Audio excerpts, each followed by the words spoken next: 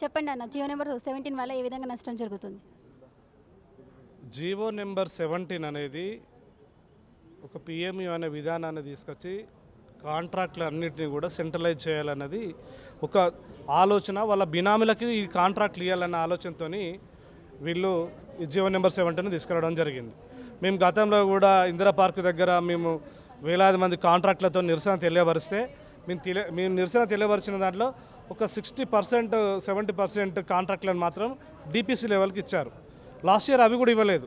దాని మీద కూడా కోట్ల దాకా పోయినాం, కేసుల దాకా పోయినాం.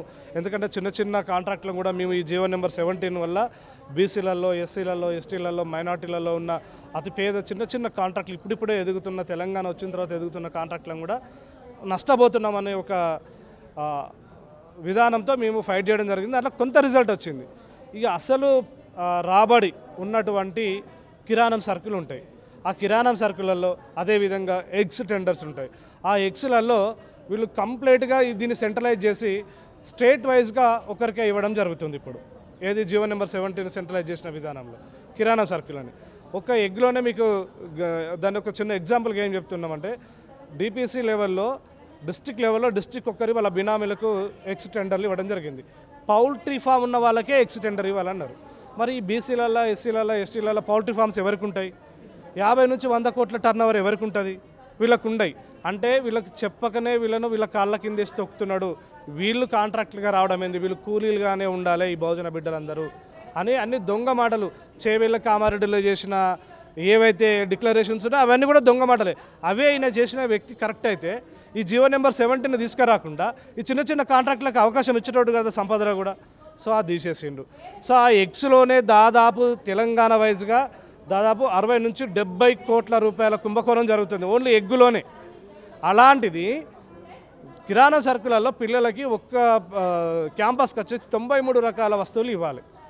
ఆయిల్ నుంచి మొదలుకుంటే ఉప్పు వరకు అన్నీ కూడా 93 రకాలలో ఇంకా తెలియకుండానే వాళ్ళు మార్కెట్ ధర కంటే 30 నుంచి 40% అదనంగా రేట్లు కేటాయించి టెండర్ దారికి ఇస్తున్నాడు. ఇప్పుడు మనం సెంట్రలైజ్ చేసినావు అంటే ఒక్క టెండర్ దారునికి ఇచ్చేదాన్ని 100 స్కూల్లో టెండర్ని ఒక్కరికే ఇస్తున్నప్పుడు రేటు తక్కువ చేసి ఇవ్వాలి.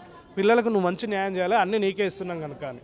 అట్లాంటిది తక్కువ చేయకుండా 30 నుంచి 40% ఎక్కువ పెట్టి ఈరోజు టెండర్ నోటిఫికేషన్ వాళ్ళను టెండర్ ఆర్డర్ ఇవ్వడం జరుగుతుంది. ఎందుకంటే అవి కూడా మాకు బయటకు వచ్చినాయి, తెలిసినాయి.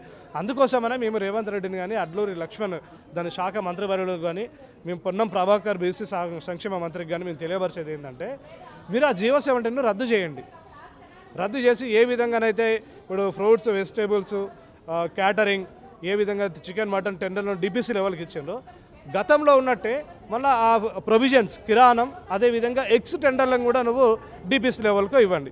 అది ఇవ్వాలి అంటే నువ్వు సెంట్రలైజ్ విధానాన్ని తీసేయాలి. ఆ పిఎంఈ విధానాన్ని తీసేయాలంటే జియో నెంబర్ 17 రద్దు చేయాలి. మరి గత 30-40 సంవత్సరాల నుంచి జియో నెంబర్ 17 అనేది లేదు కదా. గత 30-40 సంవత్సరాల నుంచి కూడా ఇదే పాత విధానంలోనే కదా నడిచింది. అప్పుడు ఆ పిల్లలు పుష్టికరమైన భోజనాలు చేసే కదా పిల్లలు ఉన్నతమైన స్థానాలలో ఎదుగున్నారు. మంచి మంచి డాక్టర్ లైన్లు, ఇంజనీర్ లైన్లు, మంచి మంచి స్పోర్ట్స్ మ్యాన్ లైన్లు, ఎవరెస్ట్ శిఖరం ప్రపంచంలో ఎత్తైన ఎవరెస్ట్ శిఖరాన్ని ఎక్కిళ్ళు. ఇవన్నీ ఏం చేయకుండా ఆ పిల్లల సొమ్ము తినడానికే ఈ రేవంత్ రెడ్డి జియో నెంబర్ 17 తీసుకొచ్చారండి. దాన్ని వెంటనే రద్దు చేయాలనేది మా డిమాండ్. తెలంగాణ జేఏసీ చైర్మన్గా మేము ఒకటే తెలియపరుస్తున్నాం. నువ్వు తీసుకొచ్చిన జియో నెంబర్ 17 వెంటనే వారంలోపు రద్దు చేయాలి. ఈ వారంలోపు కనుక రద్దు చేయకపోతే తప్పకుండా అదే సంక్షేమ భవనాన్ని మేము ముట్టడిస్తాం తప్పకుండా. అన్న మొన్న గన్పాక్ దగ్గర మినిస్టర్స్ ఎవరు రాలేదని పొన్నం ప్రభాకర్ గారు ప్రెస్ మీట్ పెట్టి చెప్పారు. మరి దీనిపై ఏం చెప్తారు? వచ్చే వాళ్ళని అరెస్ట్ చేసి తీసుకుపోయి స్టేషన్లో పెట్టి ఉట్టి బొమ్మల కాడ నిలబడి ఎవరు రాలేదంటే ఎట్లా వస్తారు? వాళ్ళు తెలియకుండా వచ్చి అరెస్ట్ లేరు కదా. ఇప్పుడు హరీష్ రావు గారు, డాక్టర్ ఆర్ఎస్ ప్రవీణ్ కుమార్ గారు ఒక అడిషనల్ డీజీపీ, మంత్రి హరీష్ రావు గారు మంత్రిత్వ శాఖలో మంచి క్యాబినెట్లో పెద్ద హోదాలో ఉన్న వ్యక్తి. వాళ్ళని డిపార్ట్మెంట్ వచ్చి ముట్టుకునే ధైర్యం ఉంటుందా అండి? వీళ్ళు ఆర్డర్స్ లేకపోతే వీళ్ళు ఏకంగా తెలంగాణ భవన్కి పోయే వాళ్ళని అక్కడి నుంచి లిఫ్ట్ చేసిండు. నువ్వు లిఫ్ట్ తీసుకుపోయి స్టేషన్లో పెట్టి నువ్వు రావాలంటే ఎక్కడి నుంచి తీసుకొచ్చేస్తారు? మేము అడిగింది ఏంటిది? మా దగ్గర ఆధారాలు ఉన్నాయి, మీరు ప్రత్యక్షంగా వచ్చి కూర్చోండి, మీకు విలేకరుల ప్రెస్, ఎలక్ట్రానిక్, ప్రింట్ మీడియా మిత్రుల మధ్యలోనే మీకు తెలియపరుస్తామని డాక్టర్ ఆర్ఎస్ ప్రవీణ్ కుమార్ గారు క్లియర్గా తెలియపరిచిండు. నువ్వు వచ్చి కూర్చోవాలి. సరే నువ్వు రావడం వీలు కాకపోతే నీ ఆఫీస్ అన్నా నీ యొక్క బినామీనా ఎవరినో పంపించైనా వాళ్ళు చెప్పేది ఎంతవరకు నిజమే ఎంతవరకు కరెక్ట్ ఉన్నాయి నువ్వు చర్చలు కూర్చుంటే కదా తెలిసేది. పోనీ నువ్వు రాలే, నువ్వు రమ్మన్న కాడికైనా వీళ్ళు వద్దామనే లోపు నువ్వు లిఫ్ట్ చేస్తావు డిపార్ట్మెంట్తో చేంజ్ ఇక్కడికి ఎవరు రాలేదంటే అది ఎంతవరకు కరెక్ట్? మీ మీడియా మిత్రులకు కూడా తెలుసు కదండి. మీ ముందే అతన్ని తీసుకొని పోయిండు, అది పెద్ద వ్యవస్థని అక్కడికి అందరు వచ్చి కూడా తీసుకొని రావడం జరిగింది.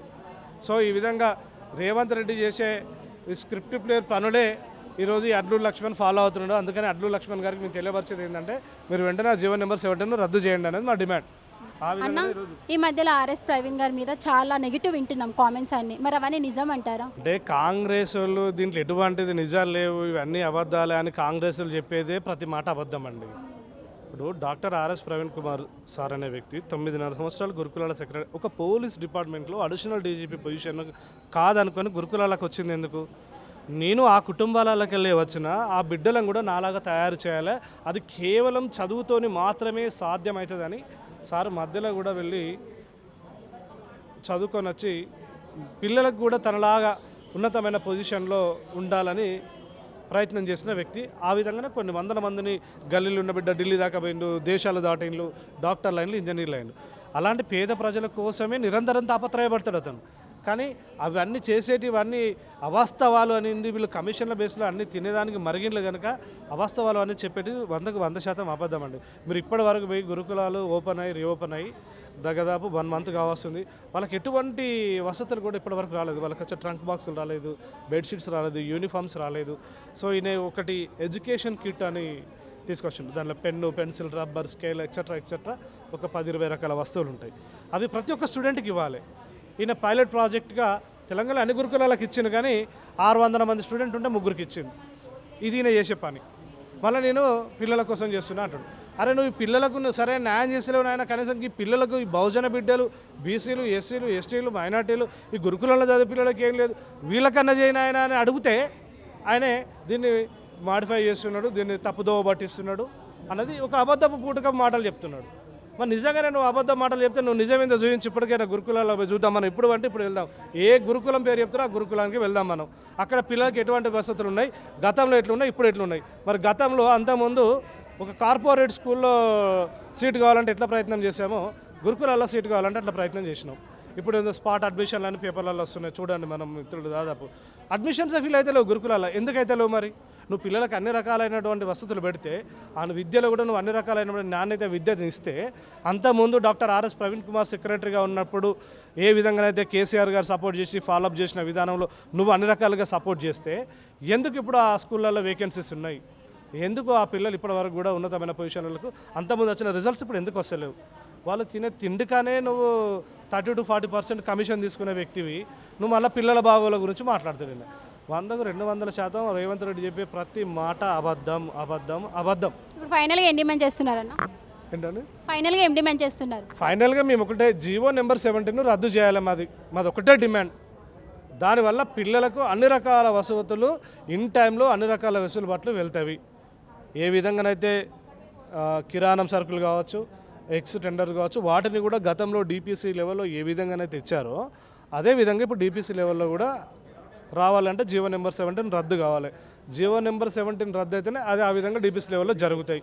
ఒకవేళ కనుక ఈ వారం లోపు కనుక వీళ్ళు కనుక ఆ డిపిసిని కనుక జీవో నెంబర్ 17 కనుక వీళ్ళు రద్దు చేయకపోతే మేము తప్పకుండా సంక్షేమ భావాన్ని ముట్టడిస్తాం. జీవో నెంబర్ 17 ఎక్కడ పుట్టిందో దాన్ని ముట్టడిస్తాం మేము.